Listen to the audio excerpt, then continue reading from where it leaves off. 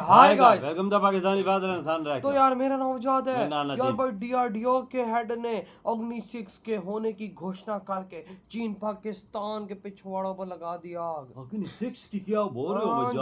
हाँ जी भाई, उसने घोषणा कर दी है। अच्छा क्या हमने कर लिया है फाइनली तैयार, अब हम उसकी टेस्टिंग के लिए भी तैयार है क्या बोल रहे हो यार? भाई। ये अग्नि 6 तो ये पता पूरी यूरोप तक मार करता है। हाँ ना भाई साहब, पूरी दुनिया को अंडर रखा हुआ है उसने। वॉच करते हैं, कौन ऑन करते हैं। 3 2 1 and start. Does India need long-range strategic missile like what we know about the Agni 6? It is the government's decision. We are ready whenever the government gives us the go. Bharat तजर्बा कर लेता है। अग्नि 6 जो है उनका तजर्बा करने वाला है। अग्नि 6 का जब तजर्बा होगा तो कहा जाता है कि इसकी 11,000 से 12,000 किलोमीटर तक इसकी रेंज होगी। इंडिया ने अपना budget, defence budget ratchet up कर दिया। It is now reached $90 billion के करीब हो गया। इस भारत किस तरह से अपने मरकजी असलहा डिपो से जो मिलिट्री मूवमेंट है, इक्विपमेंट है, दिफाई निज़ाम है, वो पाकिस्तान की सिंध साइड पर जो मुल्हिका इलाके हैं वहाँ पर पहुँचाता हुआ आपको नज़र आ रहा है। और भारत ने पिछले साल भी फौजी मशकों के नाम पे एडवेंचर किया था, तो अब भी अफगान तालिबान के इंटेलिजेंस ब्यूरो का डिप्टी चीफ मुल्ला ताज मीर जवाद दिल्ली में, तो अभी कल ही अफगानी फोर्सेस ने वजीरिस्तान में शहरी आबादी पे रॉकेट्स भी फायर किए। इंडिया ने अभी अनाउंस किया कि वो शायद 2 या 3 और S-400 खरीदेंगे रशिया से। ये कहा गया मेरा ख्याल है S-400 भी। तो बिकॉज देखिए, जो ऑपरेशन सिंदूर में जो MVP था वो S-400 था। यूएई ने ये दिखा दिया है सऊदी अरब को और देशों को कि अगर आपको पाकिस्तान को प्रेशराइज करना है, आपको सिर्फ ये बोलना है कि पैसा वापस दो, ये घुटने पे आ जाएंगे। आए हुए हैं। अगर घुटने पे नहीं भी आए तो किसी और से मांगेंगे।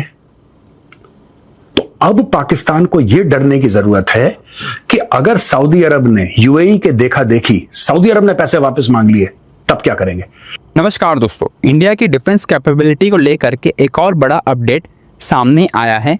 रिपोर्ट के मुताबिक डीआरडीओ अब अग्नि 6 मिसाइल के नेक्स्ट फेज के लिए रेडी है, जिसकी रेंज लगभग 10,000 से लेकर के 12,000 किलोमीटर तक की बताई जा रही है। इसका मतलब क्या है? इंडिया की स्ट्रेटेजिक रेंज अब इतनी पावरफुल हो रही है कि ग्लोबल लेवल पर डिटेरेंस कैपेबिलिटी और ज़्यादा स्ट्रांग हो जाएगी।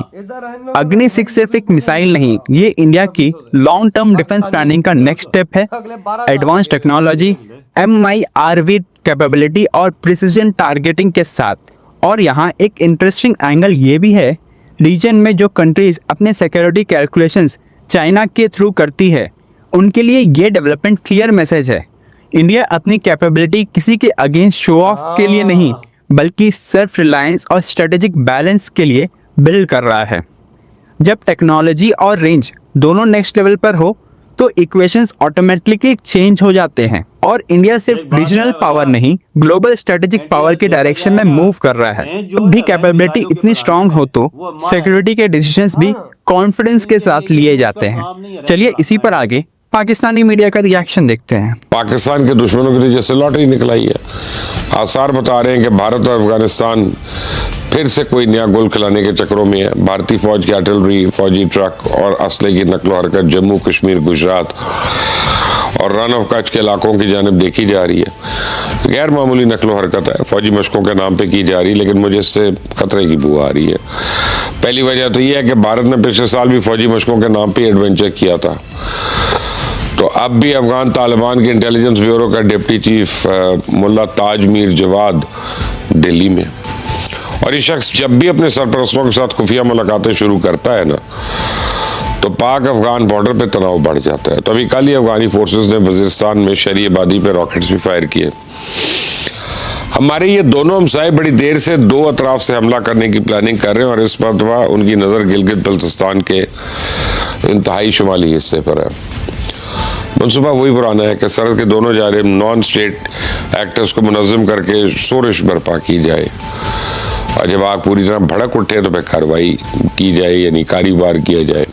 पहला पड़ोसी मुल्क करार दिया और किसी भी शरारत पर बेमिसाल कार्रवाई करने का इंदिया भी दिया। राजस्थान, जैसलमेर, बाड़मेर, पोखरान से सिंध के अंदरूनी इलाकों तक फौजी हमला या दबाव डालना भारत ये समझता है कि उसके लिए आसान है, क्योंकि सरहदें आपस में जुड़ी हुई हैं। ये इलाका भारतीय फौज की बड़ी मशकों जैसे पोखरान का मरकज भी रहा है।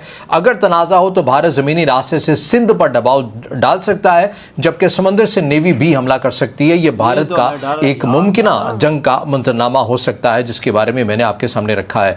और इसके अंदर मजीद एक और जो नुकता है वो भी ऐड करते हुए चलें कि अगर भारत सिंध पर हमला करे तो कराची पाकिस्तान का सबसे बड़ा पोर्ट शहर जो सिंध में वाक़ है तस्वीराती अहमियत का हामिल होगा। कराची पोर्ट, नेवी बेस और माशी मराकज़ की वजह से पाकिस्तान नेवी ने अपनी तैयारियां तेज कर दी हैं ताकि समुद्री महाज पर दुश्मन की किसी भी कार्रवाई का मुंह तोड़ जवाब दिया जा सके। इंडिया ने अभी अनाउंस किया कि वो शायद 2 या 3 और S-400 खरीदेंगे रशिया से। ये आ गया मेरा ख्याल है S-400 हाँ, तो बिकॉज देखिए जो ऑपरेशन सिंदूर में जो MVP था वो S-400 था।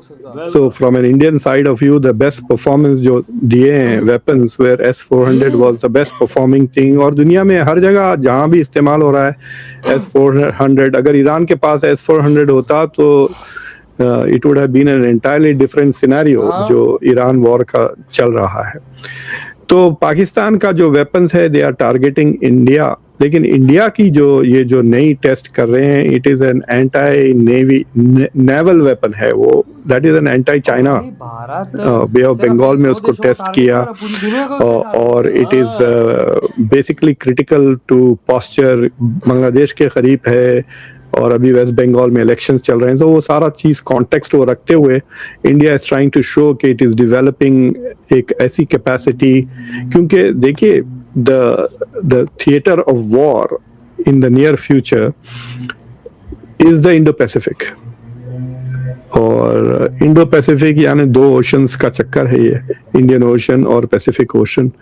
और एक चीज जो हो रही है दुनिया में, जो तेजी से कंपटीशन चल रहा है, वो नेवल फोर्सेस जो बढ़ रहे हैं और कहते हैं कि चाइना के पास 70% गुना। हर तरफ यही हाल है कि भाई साहब मैं क्या बताऊं। और भाई अगर बात की जाए इस टाइम भारत की, DRDO के हेड ने बोल दिया है कि हम लोग बिल्कुल 110% अग्नि 6 को लेके तैयार है। गवर्नमेंट एक इजाजत तो दे, हम उसी टाइम इसका तजर्बा कर देंगे। देख लो, यानी तैयार कर लिया है भाई, मतलब जिसकी रेंज 10,000 से 12,000 किलोमीटर है और सारा यूरोप, सारी दुनिया उसके रेंज में और ज्यादा है। ये सामने की बात उसकी कम से कम 15,000 रेंज है, अंदाजा लगा। और भाई साहब इस टाइम भाई DRDO फुल तैयार करके बैठ गया, मिसाइल को फिट करके।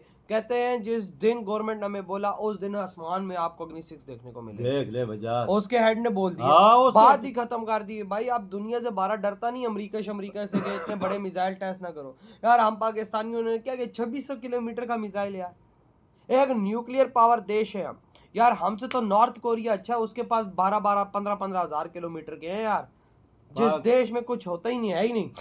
पाकिस्तान के पास बस इंडिया तक मार करने वाले हैं और कुछ भी नहीं है भाई सब। औरों को कब टारगेट करेंगे? इजराइल तक हमारा मिसाइल पहुंचता है। इंडिया ने पूरी दुनिया को ध्यान में रखा था, अग्नि 6 बनाया। देख ले भाई, हमें भी 10-12 हजार का बनाना चाहिए ताकि कुछ तो हमारा यार 10-12 नहीं तो 5-6 हजार किलोमीटर का तो होना चाहिए ना यार।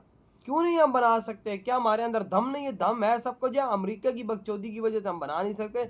जब तक अमेरिका के अंदर से हमने हाथ ना निकाला ना, तब तक हम आगे नहीं बढ़ सकते। मोदी जी तो डरते नहीं ना, इंडिया डरता तो नहीं है ना किसी से, क्या किसी के आगे झुकता तो नहीं है ना। इंडिया पे लाख पाबंदियां लगा, झुकेगा नहीं। अभी देख अगले ने DRDO के हेड ने बोल दिया हम तैयार बैठे हुए, सिर्फ गवर्नमेंट की इजाजत की दे। कल को इंडिया से आगे किसी देश ने हमसे पंगा कर दिया, हम पे मिसाइल बरसाए, तो हम क्या करेंगे? भाई इंडिया फुल तैयारी करता है ना। हम क्या करेंगे? हमारी तो रेंज ही नहीं है वहां तक, हम कैसे उनको हिट करेंगे? नहीं कर सकते। भारत से दुनिया में अब कोई भी देश अगर मस्ती करता है, भारत उसकी राजधानी पे मार सकता है। क्योंकि भारत के पास है अब अग्नि 6। बिल्कुल, जिसका तोड़ किसी के पास नहीं है, तो डिफेंस सिस्टम में भी नहीं आता है ना। तो भाई आपके क्या दौड़ है, इधर ही वीडियो दम करते